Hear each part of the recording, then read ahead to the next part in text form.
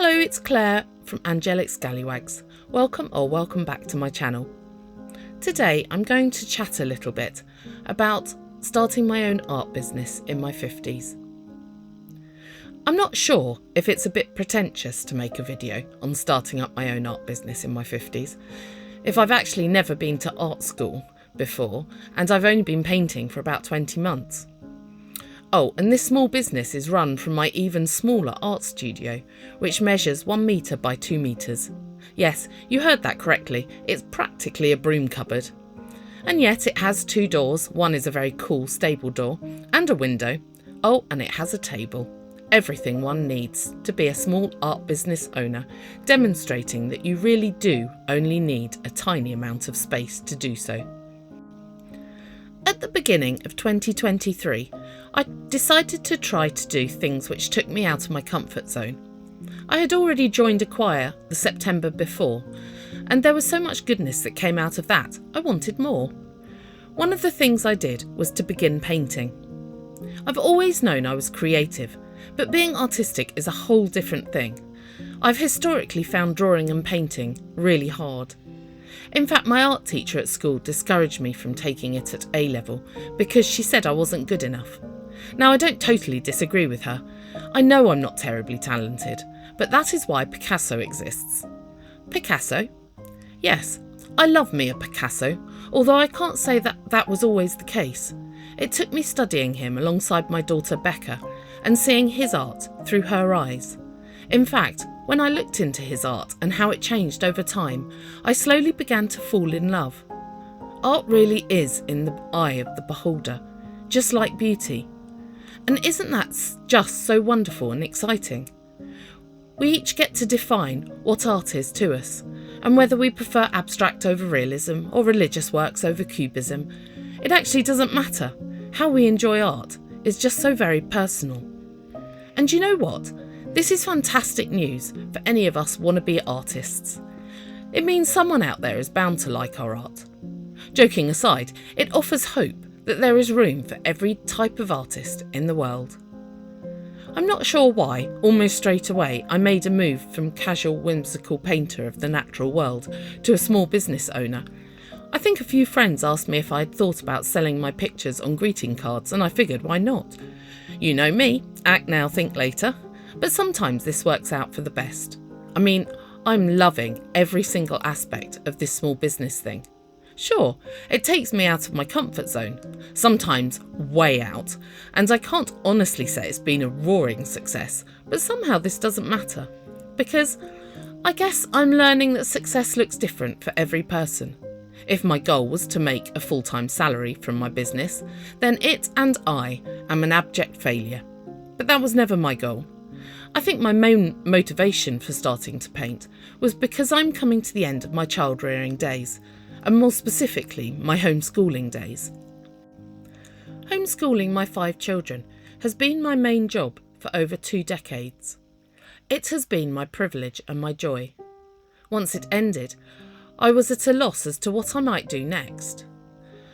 I know Gary and I would like to foster and perhaps adopt in the future, but somebody needs to move out first as all our bedrooms are filled with our own offspring. I still need to be at home to oversee my 2 younger girls' education, but they are mainly independent now, therefore leaving me with some extra time in my days. Painting and gradually building up my small business filled this time. I guess what I'm trying to say, badly, is that in this, my small art business has been a success because it has kept me busy and given me an enormous blessing of playing with art, learning new skills, and in many ways helping me to evolve and develop as an individual. Once the decision was made to create and sell some of my designs on the greeting cards, things moved pretty quickly as I created a business logo using Angelic Scallywags as my business name. I've kept a homeschool website called Angelic Scallywags for the past 13 years, and it seems sensible to keep that name.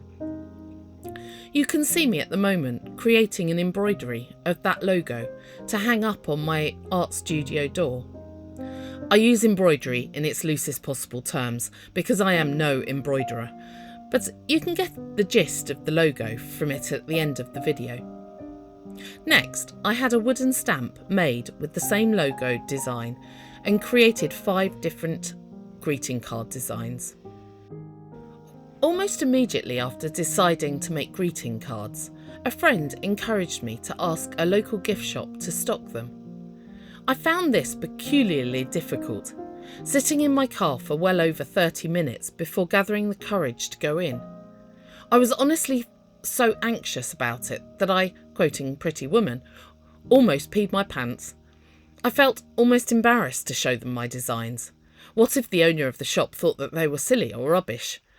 This was so far outside my comfort zone, but I needn't have worried. They liked what they saw, and they became my first stockists.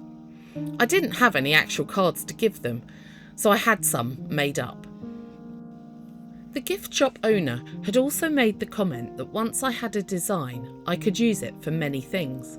I took this to heart and went down the KDP route to create some journals with some of my designs on the front. It was here I made the first of many business mistakes. I doggedly continued on, however, learning as I went along, until I had created some sea life journals, some cottage garden journals and some duck journals. Things were looking good until my first batch of cards came through in the post, and I realised I had made my second business mistake. This was probably the biggest learning adventure of my entire life. This experience of buying 250 cards up front, 50 of each design, and 150 of them not being right due to my own stupidity, I decided to focus on learning how to create them at home and print them as needed. Right now, I'm selling out of Etsy at my Angelic Scallywags art shop. In the future, I'd like to own an online shop from my blog. However, there is a huge learning curve there as well to figure out how to do all of this with taxes to other countries. At the moment, Etsy sorts all of this stuff out for me, but I'll need to do it myself if I have a separate shop. Once I'd got the cards correctly formatted and printed out, I decided to try my hand at sticker sheets. Using Procreate, I isolated each individual image within each art journal page, resized them and created themed sheets. A meadow sticker sheet, safari sticker sheet, a woodland sticker sheet and a sea life sticker sheet. I was delighted with these and they came out perfectly. At last, I had created something the first time round without any mistakes. And then, Christmas 2023, my lovely husband bought me a silhouette cutter as a surprise present. Immediately I got to watching more videos on how to make stickers from home than I will ever need, and began the rather fun journey of turning my art into stickers. Again, I used Procreate to do this along with Canva, and I have been really pleased with the results. From this point onwards, I was then able to make all of my products from home, and I started to play around a little bit. For example, I looked into making huge stickers which could cover a small A6 notebook instead of having Amazon print them out for me. I also began creating some colouring in pages, which led me to design colouring in stickers.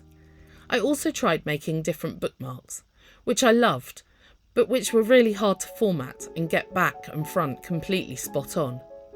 My goal at this point was to add one product to my shop each week. I'd watched a lot of YouTube videos on small businesses doing seasonal product launches, so I thought I'd try my hand at my own spring collection launch. I painted 2 spring scenes, one of a bunny picking flowers with a baby bunny, and a second of a mouse hanging out laundry whilst her baby played with alphabet blocks at her feet.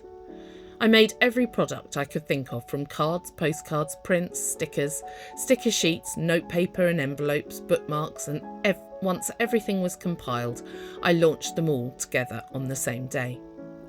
Having nothing to compare it with, I can't really comment whether or not it was a success.